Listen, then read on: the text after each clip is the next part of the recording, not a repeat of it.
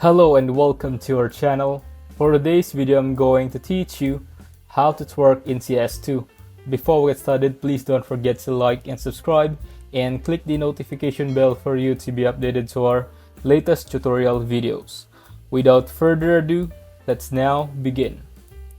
Now you might have seen some recent videos going around of people actually twerking in CS2, and at first I thought they added some sort of emotes that allowed you to do it, but it turns out this is not the case. And in this video, I'm going to show you exactly how you can do it too. Now to start with, I'm just going to open the console and go to the third person just so it allows you to see it a bit easier. So all you have to do in order to twerk is to crouch and then look up and look down. So it's pretty hard to see this working from this angle just because my camera is moving as well, but if you're behind someone in game doing this, it would give the effect that it's working. And if you've seen the viral videos going around of people twerking, this is exactly how they do it in CS2. So that's how to twerk in CS2. If you found this video helpful, leave a thumbs up, share to your friends, and hit the subscribe button.